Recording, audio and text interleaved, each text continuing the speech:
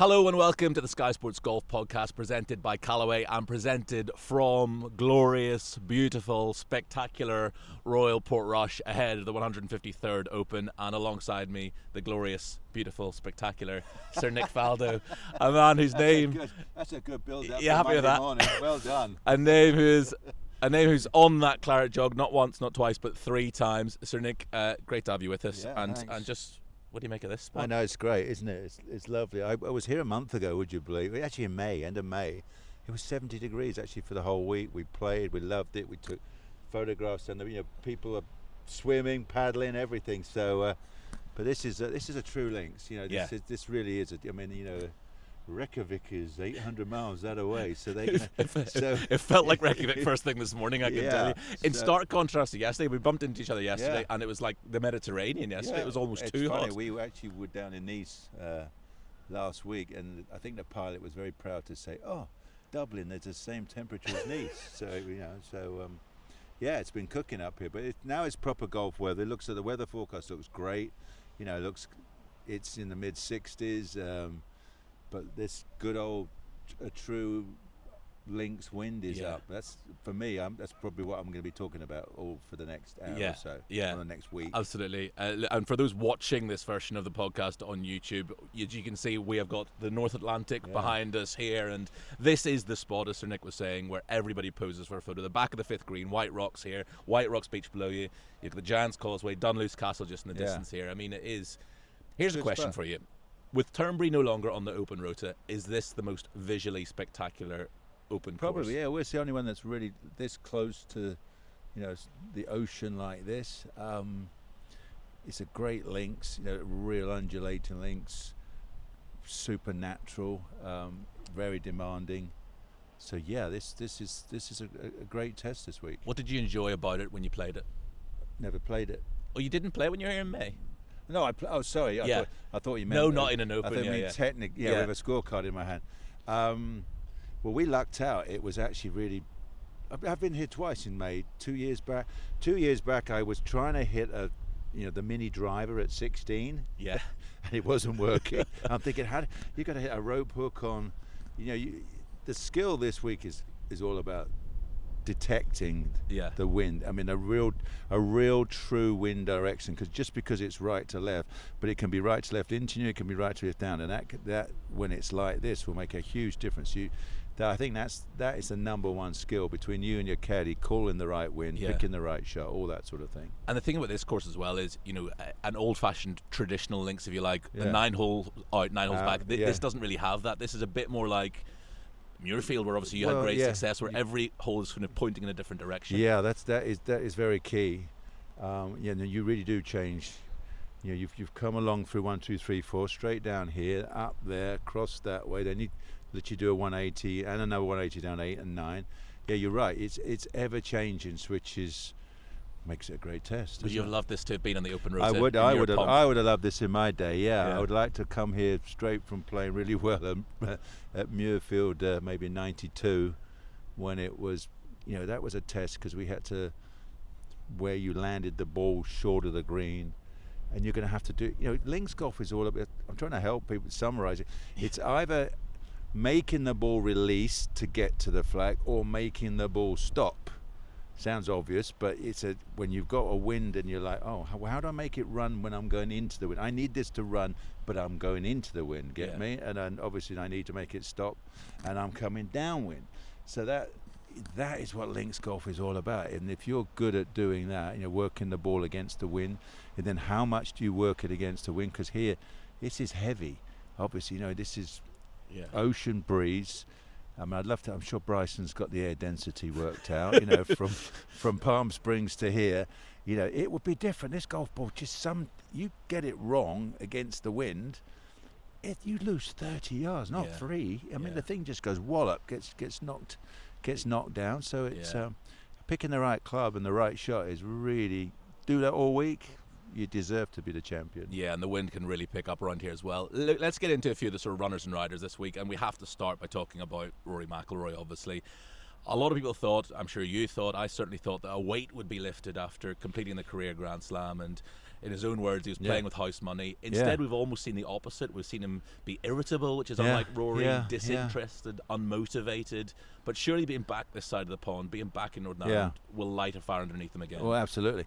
You know, to be honest, we're being a little unfair. None of us, well, only Jack and Gary, Jack, and Tiger can tell you what it feels like to have won the Grand Slam. It's something pretty monumental. So we don't know how you're meant to react, and we all thought, well, after going 11 years, then finally doing it, he's going to go and just go for free. But hey, maybe things felt weird for a while, and he got it. He thought, I thought it would feel better than this, and maybe it was one of those. But maybe it takes time. I'm not sure if that happens the next day. Exactly. I don't think our game's never like the next. Freedom, let me go. It's just things happen, but I think obviously coming here, I wonder, he's actually staying right up there. So he's got himself parked close, but he's got 300,000 people pulling. So whether that works as a positive or like, give me some space, I don't know. Who knows what side of the draw you're going to get, all that sort of thing. I personally, I think he's got a lot to deal with coming home. It's not that easy just to say home.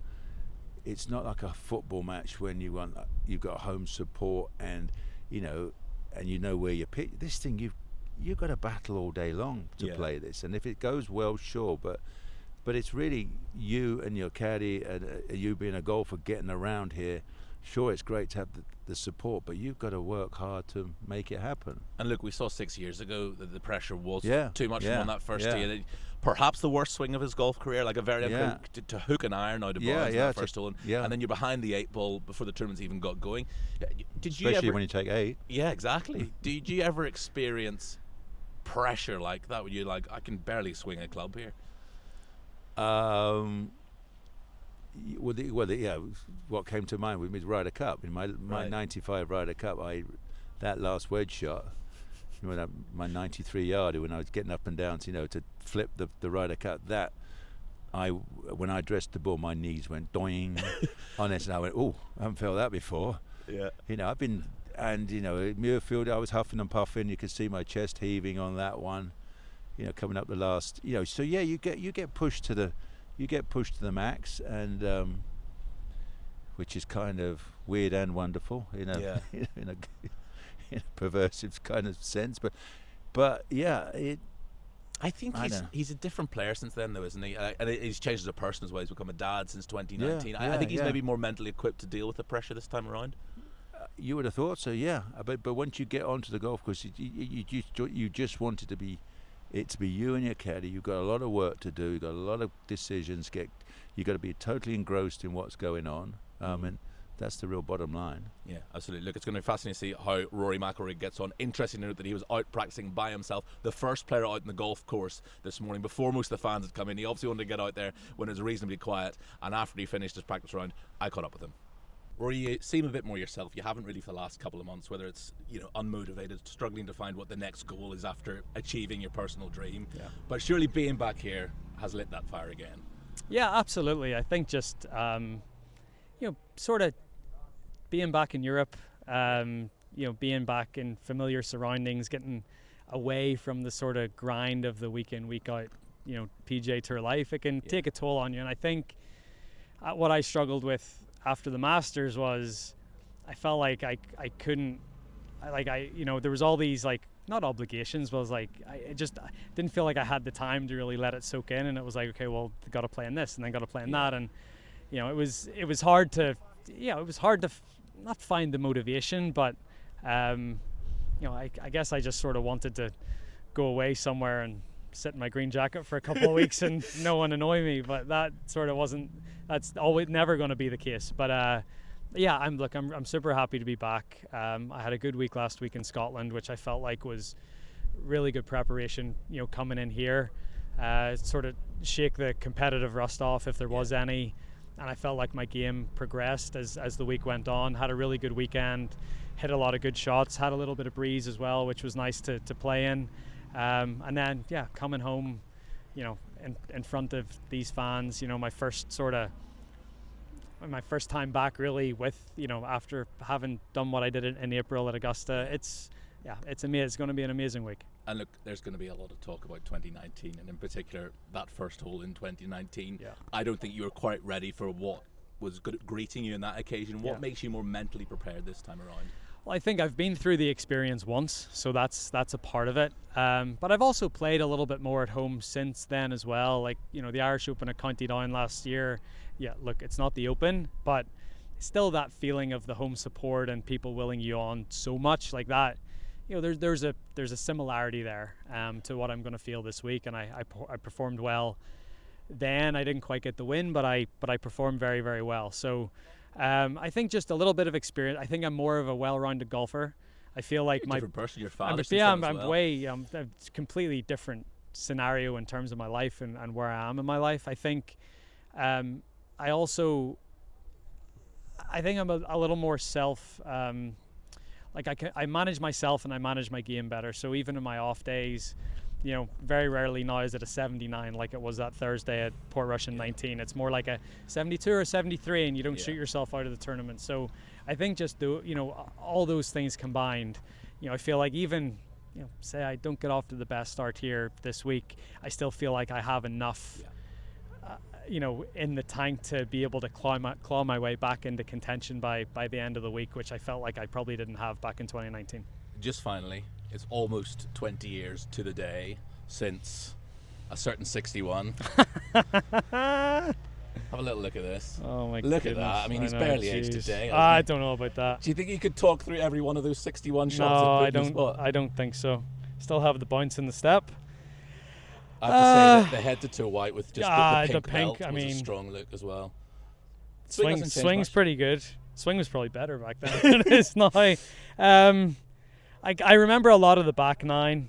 Ricky McCormick was caddying for me, who's now caddying for Tom McKibben. Is that right? Yeah, so we were both two 16-year-olds going around Portrush and shooting 61. But yeah, amazing day. And, you know, I remember that was the Open was going on at St Andrews in 05 then, and I remember like news had filtered over to that side of the IRC that I'd shot 61 around Portrush, and that was sort of my coming out party in some way. But yeah, amazing day, you know, a long time ago, signing autographs even then. But yeah, it was a cool day, but amazing to be back here 20 years later to do what I've done in the game, and yeah, it's pretty cool. The curls sticking out from underneath the cap have disappeared, but they'll be back in a few weeks' time. They'll be back. They'll be back for the Ryder Cup in September.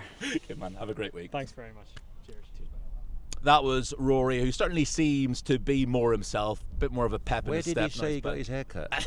Do you know what? He said he had it cut 3 weeks ago, and it's actually grown out a bit, which makes you think how short it must have been then. But I said to him, what he said to Amanda Ballion is about, you know, I thought because I'm going grey I'd get it short.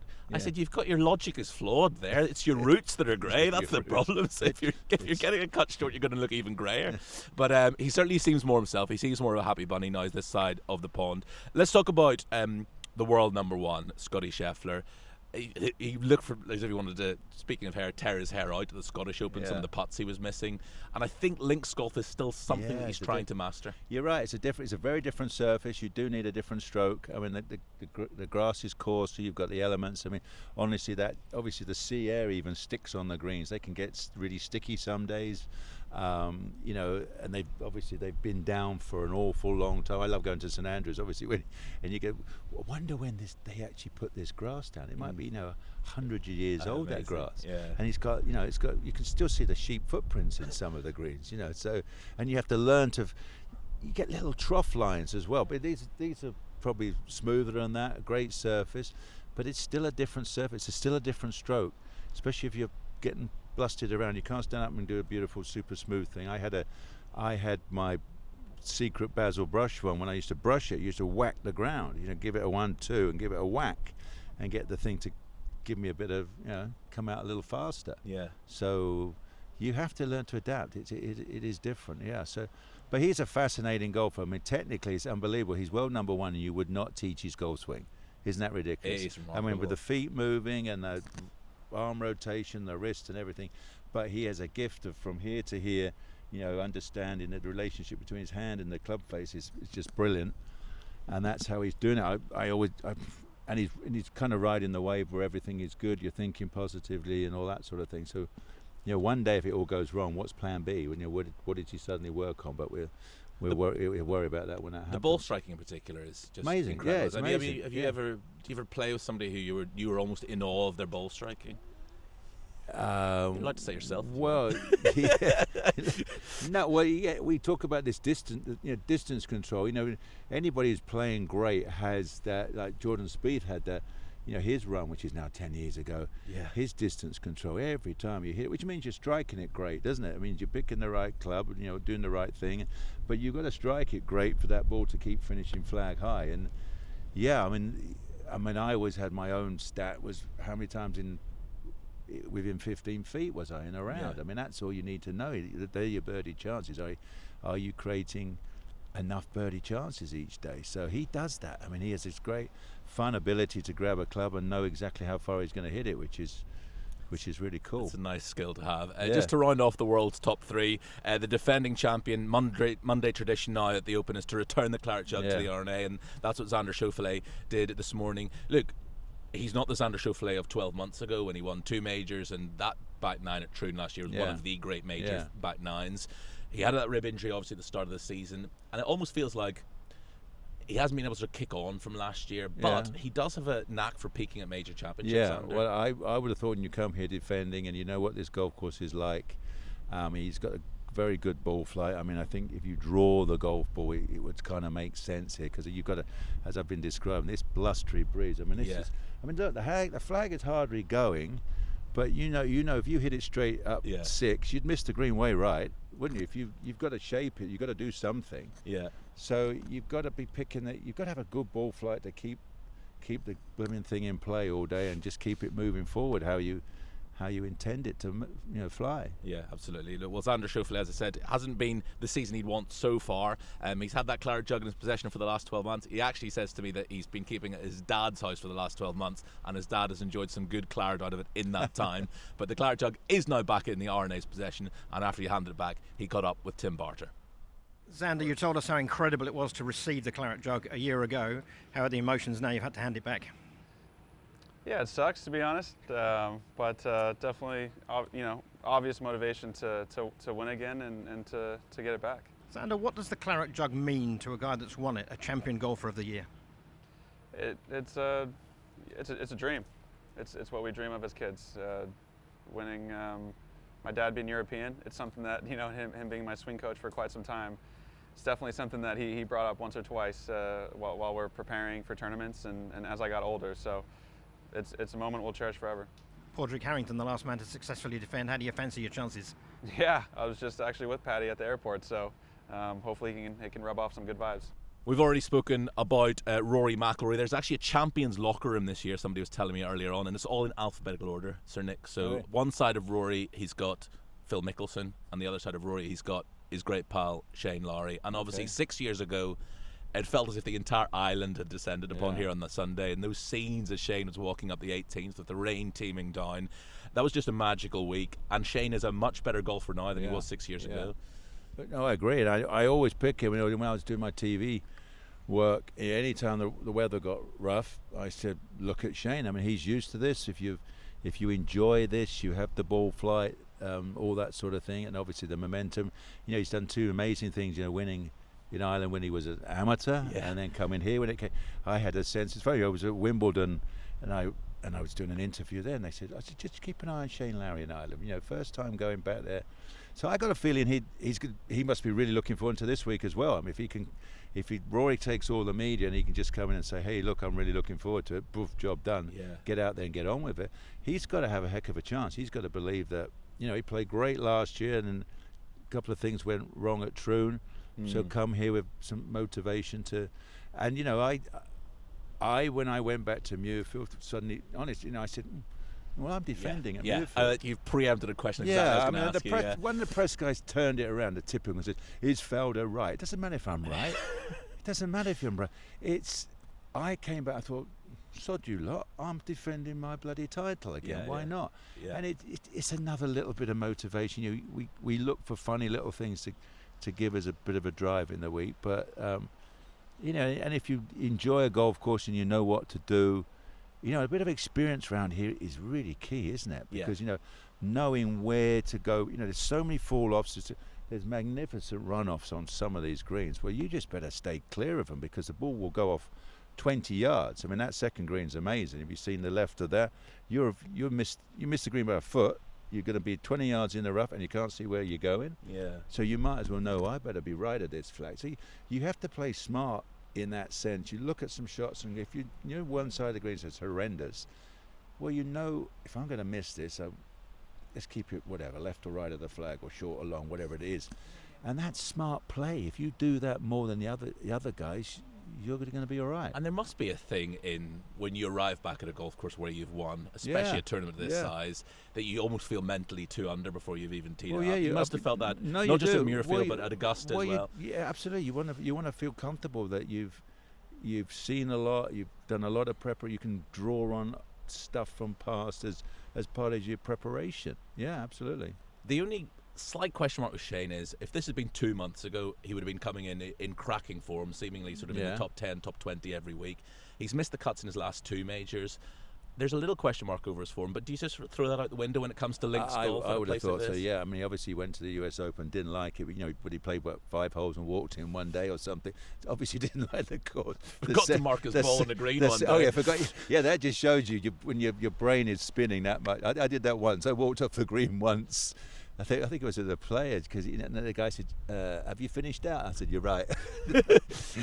So you can tell when you're not in it, when you're not doing great, you're like, "Oh, to heck with it."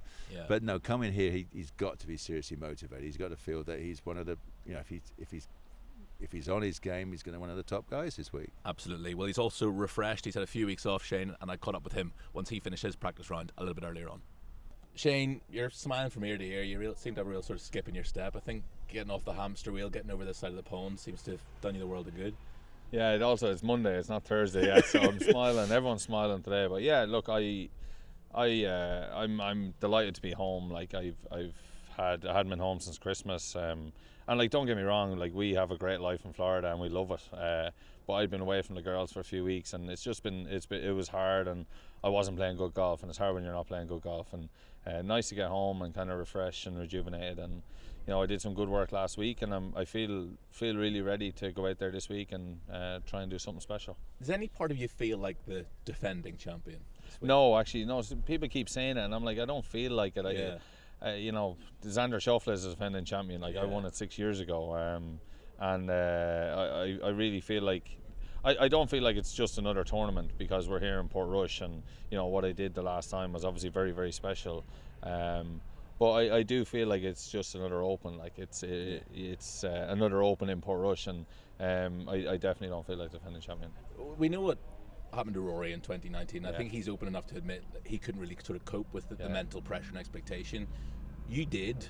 So A, how did you cope with that expectation? And B, do you still feel that same pressure when you're playing at home? I feel like I really felt that week that it was all about Rory, and I felt like I come in under the radar, and I think that's what helped me. But now you're not under the radar. And I know it's a lot different this week, but I feel like I'm probably more equipped, and he is as well, to be able to deal with the pressure of, and at the end of the day, like I have no doubt if Rory plays the first hole better that tournament, he does way better, and I think it's all about for us getting off to good starts. I think if we can get off to a good start, you can put yourself there, because we're going to have, like, the whole crowd is going to be behind us, and like you can use that whatever way you want, but I think I'm pretty good at using that to my advantage, like I did in 2019, and but I think it is all about tempering expectation though, like, because the want to succeed here is just through the roof. It's more than anything we have, any other time of the year. So, I think the next few days are going to be all about, like, practicing and preparing, obviously very well. But there's going to be a lot of, like, talks between me and my coaches, and just trying to feel right going into Thursday. I think for me, it's all about feeling right in my head rather than how I'm actually hitting the golf ball. I think if I feel right in my head, I'll be okay. It felt like the stars aligned 6 years ago. I suppose you've been asking yourself, every day for the last 6 years, if you could just bottle that. I mean, what was it that happened that week? That honestly, Saturday in particular. Yeah, the Saturday in particular was like, people talk about being in the zone. That was me in the zone, and I don't know if I've been there since. But I feel honestly, I just, like you said, the stars aligned, and it just all came together. And I always say, like, I'm quite fortunate that it happened on the right week. You know, and I got to do this in Portrush. And I always say, like, no matter what happens for the rest of my career, I'll always have that week. Look, I obviously I'm here and I want to do it again.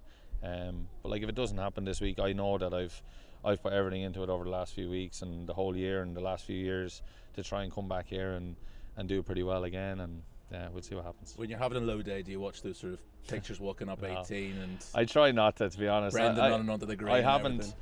It's funny because I was here a couple of weeks ago and I hadn't seen any of it for a few years, and then you stand here with the grandstands and you start to remember what happened, and it's just like they're memories that, you know, I'll hopefully someday be sitting down and showing the grandkids or something. And very, very lucky person. Have a great week. Thank you. Cheers, Jimmy.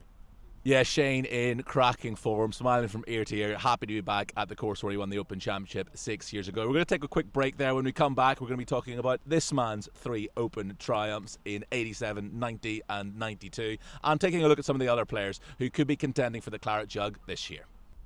Hello, welcome back to the Sky Sports Golf Podcast presented by Callaway and presented today from Royal Portrush ahead of the 153rd Open. Sir Nick Faldo still alongside me, and we're just loving this backdrop here of White Rocks Beach below us. And you must have enjoyed the hospitality in Portrush town as well. Yeah, well, I can't get out much, you know, get kind of swamped, which is very nice, but and I've got a chef this week, so how the other half I know, and it cost me a fortune, so I'm going to eat everything. So this is one week when I can't say no, because I thought, well, I think it's allowed. Yeah, I'm feeding a few at home, so I might as well eat it. Yeah, enjoy it. Are you partial to a pint of the black stuff? Oh yeah, yeah. My Guinness. Oh yeah, it's good for you. Got iron in it. It's good for you. It does, yeah. Been down to the Harbour Bar? Probably gotta get down last. There. Yeah, we did. We ate down there in May or last year somewhere. I just want to say this is it's terrible for people listening to the podcast, but for those watching it on YouTube, these are my new shoes. I'm gonna take them off just so you can see them. They're hurting you, little delicate No, feet. look at these. What's wrong? Look at these. Guinness. What? Oh really? Like that. Guinness boots. And they're in Guinness colours, so they're like lovely sort of dark brown, white, little gold accents to them. Do you like those? So do you have to wait 1 minute 42 seconds before you can start walking in it? Start moving. Absolutely. So yes, thank you very much. Those are from Like Travis, Matthew and Guinness have sent me those. Really? They got Guinness on the sole as well. Oh my gosh. Like that? Yeah. Okay, I'll see. I'll have a word. I'll see Guinness underwear. I'll see if I can wangle a pair for a 3-time Open champion. Speaking of which, let's get into those. So, let's go 87 to begin with. Yeah.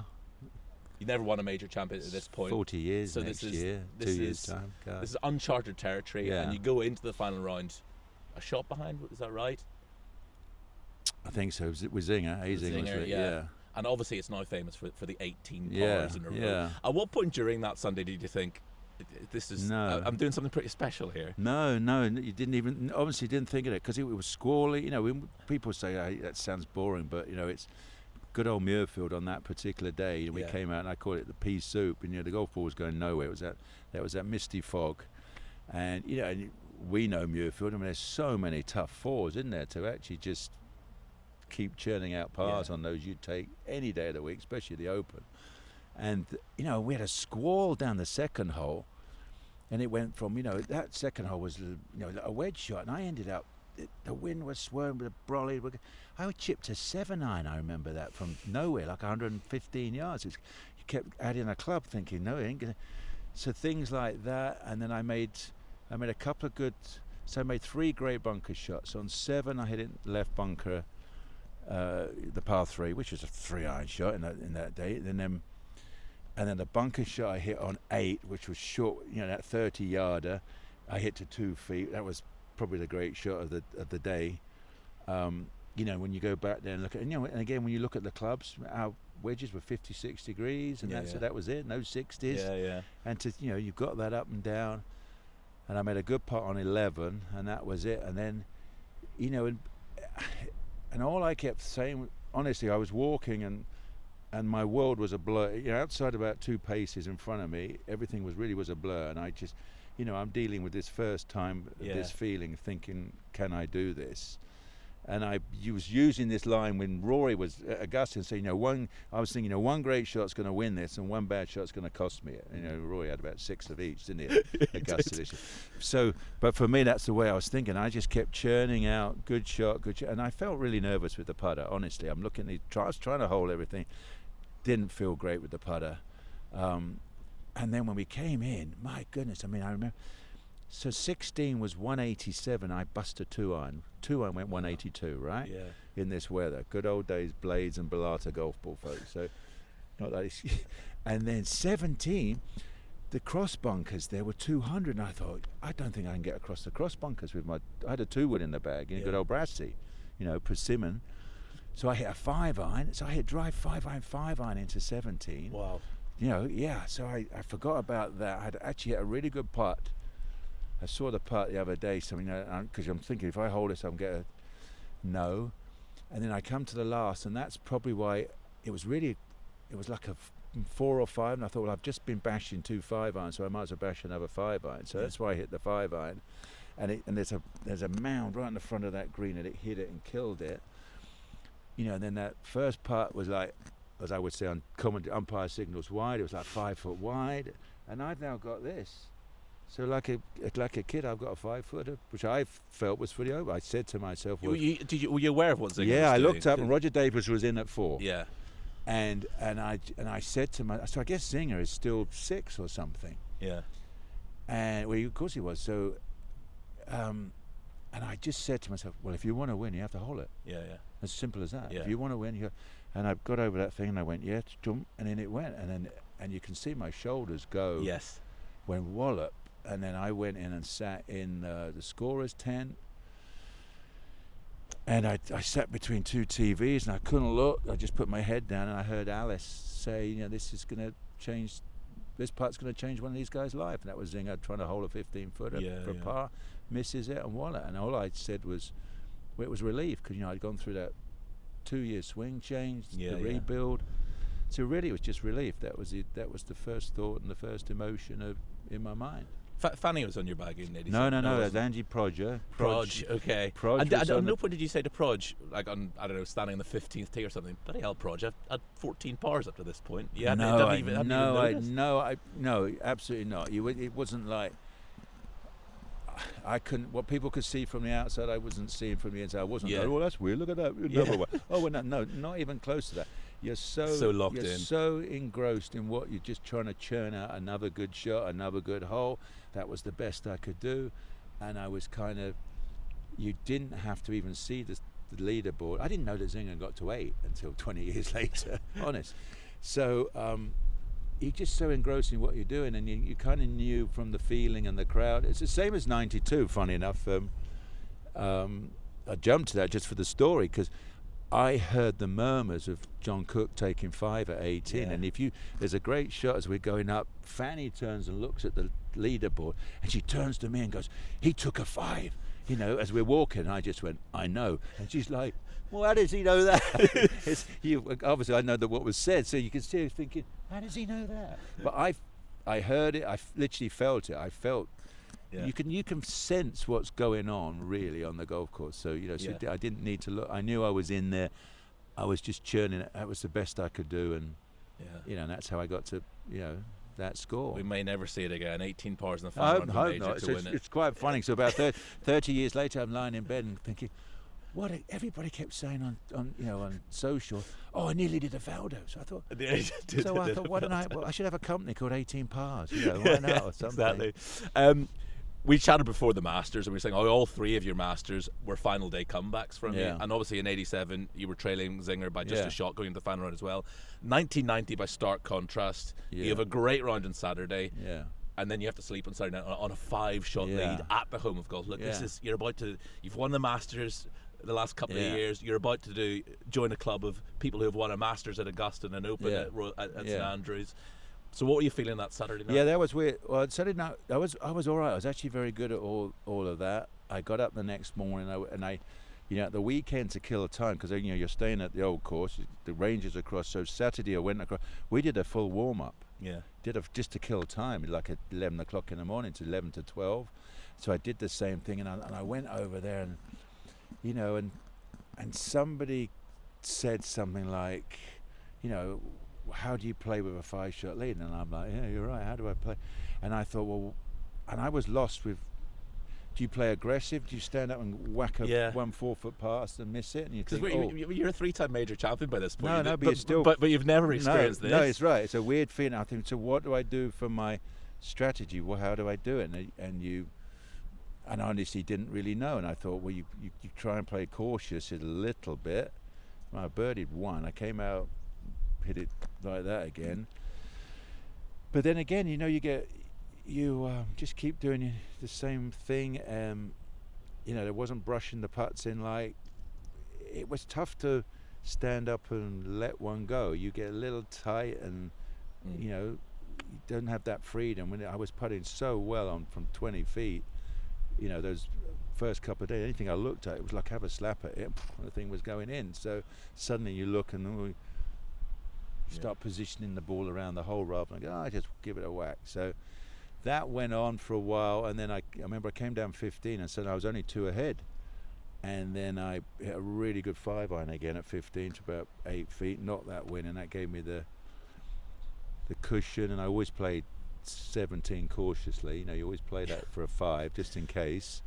And then boom, I suddenly end up being 5 in the lead again. Yeah. So, and is that walk up the 18th? Well, yeah, then it was different. I mean, Fanny was still kind of brand new. Fanny started with me that year, so, and then she loves it. She said, "God," I said, "have a look around. This is different."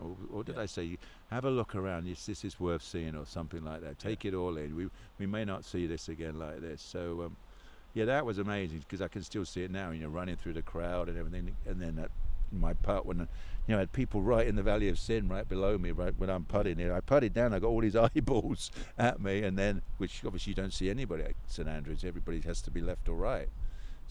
So yeah, that was a, you know, that was special because I went there on a mission. You know, I obviously was playing good. I hit the hole at the US Open. I really went there and I said, right, I'm going to win the bloody Open at St Andrews. So, you know, when you feel that good and you plough on, it's pretty amazing to think about. And does the magnitude of it hit you immediately? Are you aware this is a pretty unique club? I've won the 2 biggest tournaments in golf in the same year at the 2 most iconic courses on the planet. No, you're not. It's fun. Here I am sitting 35 years later from these stories, and you're just so wrapped up in it. Just doing. It's like, I'm amazed when, you know, here I am, and I think, that was that guy 30 years ago. You know, getting up in the morning. You think about it, you're getting up in the morning and you're going to go for a wander to try and win the Open. Yeah. I mean, seriously? Yeah. I mean, I wouldn't get out. I'd fall over in the car park now, you know. But to think then you're striding out there, and that's your mission, and you know what to do, you know how to prepare, and you know, and off you go, and you can't wait. I think it's been amazing, to be honest. Yeah. Incredible. And then fast forward another 2 years, and we've already sort of touched upon Muirfield. You say you felt like the defending champion there. I think you had what was a 4-shot lead? That was tough. So I went in there everything. I'm world number 1. I'm the favourite, and whoosh, and off I go, and I'm leading by 4. And you know, on that particular day, I just kept frittering it away. Yeah. It was really weird, making little mistakes. I kept going back to the bag. I always used to say to friends, I kept saying, I'm all right, but I'm screwed up. Just 3 putted, hit in a bone. And then wallop. I walked off 14, and I'm 2 back. Yeah. And you know, and I did a really good job of myself. I was into I was doing a lot of meditating in that time and all that sort of thing, morning and night. And I just said, forget everything. Forget the whole week. Nothing matters. And I said, you've got 4 holes to play. You better play the best 4 holes of your life. And the 5-iron I hit at 17 is the best 5-iron I ever hit. Yeah. The 4-iron I hit at 15. You know, I got up and down at 16. I had a 4-iron into 17. Well, actually, the drive was fantastic because there was either a phone box or a letterbox, red little letterbox, and I aimed at that thing, and I went for a tiny little draw, and I hit it, which is pretty good for me. And then I got a 4-iron in, you know, and that pin's behind the mound on the front right. So the best you can do is 20 feet left, and I hit it 20 feet left. nearly made the putt, and then you come to the last. I walked off that green, and I think it's like 87 paces, and I just kept saying 4 to win, 4 to win, 4 to win, 4 to win, honest like that. Yeah. And then and I had that 3-iron into the last, which was the best 3-iron I hit in my life, and thankfully Lynn's I've got a giant wall of that 3-iron mere impact on the wall on the way to my gym, in our little new house in Montana. So that was, to hit those shots under that kind of pressure is, and you could tell that's why I was a basket case when I finished. The most emotional you've. Yeah, because I thought I'd blown. I would have been scarred. I'm really lucky, as you probably heard me say. I've lost majors, but I don't have any scars, thank goodness. I don't walk around going, hit it in the pond at the wrong time. But that would have been a scar, you think? That would have been a star, leading above 4 and then blowing it and that sort of thing. But I clawed my way out of that, and there was some amazing golf, in the whole. And then blubbed like a baby on the 18th green. Well, yeah, not quite, yeah, but you don't appreciate what goes into it. Oh God, well, you do, but I don't. I've never won an Open Championship, but you've been close to it. It's not a 5-minute fix anything. That's where am I now at 92? How many years have I been a pro? So I've been 15 odd years as a pro or more, and you've bashed away, changed your swing, gone through this and that, and then to be able to believe you can still do it. That's the nicest feeling, is to go, I can still do it. I can still finish it off. That's probably all you really say to yourself. Yeah. Great insights, and thank you for all of those. And who would have thought in 1992 that we would still now here be in 2025, and we haven't had another English winner of the Open Championships since then. Runner-up here 6 years ago was Tommy Fleetwood. He had that agonising runner-up just a couple of weeks ago at the Travellers as well. His game seems tailor-made for links golf, and I almost feel as if Tommy's next win is going to be a big win as well. And what a week this will be. The problem is finishing it off. Yeah. He does. Under pressure, he goes with that draw a lot. He's not really a fader of the golf balls, which I feel to step it up to win a major, you've got to be able to do a bit of both, to be honest. Because there's no simple shot here. You can't. You've got to be able to dig in there and manoeuvre the golf ball. He struggles with that, and obviously he obviously felt the pressure a couple of weeks ago. He hit that wedge fat coming up the last, and so all those things hurt. All those things go in the. That's a tick in the negative box. So and he obviously was doing great here 6 years ago, riding there. So he would be a fan favourite, all that sort of thing. But it's what's deep down inside him. Has he got the trust to make it happen on the back nine? Because look, we all love Tommy. He's one of the nicest guys you'll meet, and he's so giving of his time. And there does need to be a question mark over him on those back nines when he gets into contention. It's the mental strength. If you look at all. They put a thing out on social media again. The usual, best players not to win a major. Well, there's a reason why he didn't win a major. Yeah. It's the mental strength. That is the 15th club. Yeah. Well, it's probably more important than anything. You're physically and technically you can be an 8 out of 10, but you have to be 10 out of 10 to win. You got to have the mental strength. You can't softball that, whatever. You've got to have. You got to have mind. You got to have a steel trap for a mind. To keep ploughing on. You have to take so much. It's so many mental decisions to make and hang on, and the trust. You've got to maintain I think our game you have to have 100% trust. I don't think you can even get away with 95%. Yeah. But generally, you've got to have 100% trust in what you're doing. And speaking of mental strength, I'll tell you who's somebody who has that in spades and who will be on a lot of people's lips this week. Runner-up in the last major championship. I think. Tell you what, hang on a second. I think we might have a guest coming and joining us. Mr. Bradley, hey, congrats. Mr. Captain, have a little. Oh, boy, have we got a question for you? Oh boy, I wonder what it is. No wonder what it is. Go on, Sir Nick. We don't know yet. Really? If I was you, I would play. You would? Yeah, absolutely. You're playing great. You think you can do both? No, you designate enough you've got enough vice captains. I do. Yeah. I think you. If it was me, I would play first and give up the captaincy and say I'll have it again, mates. Well, I don't know if you could do that. I don't know if I have the power to do that, but I do feel I do. As the process has gone on, I've gotten the vice captains. Yeah. I definitely feel more comfortable playing, but I still got. There's still such a long way to go. I don't know. What do you mean? It's the next thing after It's not this. that long. It's not that long, is it? Not No. that long. It will go like that. Yeah, it's not that long, is it? No. Yeah. We're late July. We're in the final stretch. August, Yeah. September. By the time have you picked the right colour shirt? So you've done all the Yeah, jobs. we've done all the that. jobs. We've done the bus schedule. You We've don't done the have to- food. Yeah. You don't have to do anything except get them to the first tee on Friday now. That's right. Well, it's strange because I don't have somebody to ask questions about this, and this has never really been done. I can't ring up Arnold Palmer to see how he did it in '62, but I got great people around me and some big decisions ahead for sure.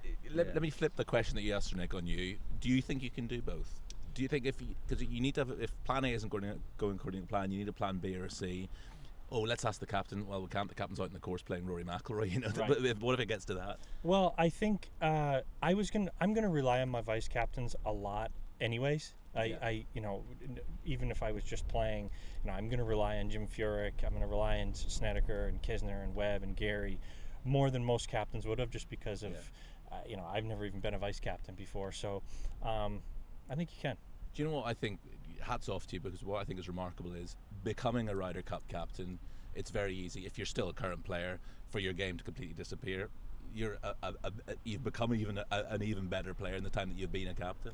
Yeah, I don't have.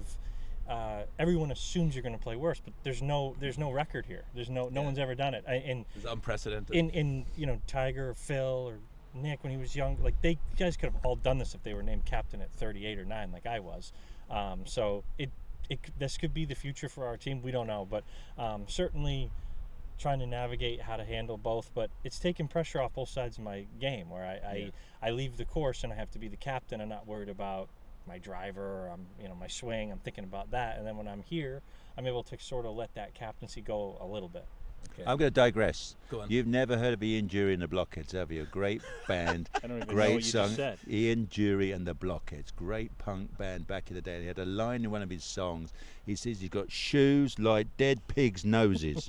I mean, those are awful. You like 'em? Well, what Nuts. about Well, it's the front of yours look weird? it's a square. I That's heard right. they make you hit them farther. Exactly. What do you But think no, of my, just say, what do you think of my shoes? if you- Look at There that. you go. Guinness. Yeah. He's got Yeah. Guinness I shoes. want one right Should we here. get But what? I Pint mean, of look Guinness for the at captain, those. please? That is. That's what would Brooks say. It's fashion, bro. That's what it is. I don't want to keep you any All right, longer. boys, Thank you thank very you. much for joining us. And we've got Enjoy. a scoop. He's going to both play and be captain. Thank you very much. Well, that was unexpected. That was an insight. There we go. Well done. Get the hard-hitting questions. There's a journalist in there Just somewhere. throw it in. I don't care. What else? I What tell else do you want to know? Well, let's just quickly, because he's just joined us. Do you think you can do both? No, I agree. I'm not messing it. When you're playing that well, God, why would you give up a chance here's the of thing. playing? If you're the captain, But surely your duty is to have the best 12 players. And he is Yeah, one of and the if best he's 12. one of the absolutely. If you really believe, I mean, there's a couple of weird things you have to do. As a captain, once they get going, so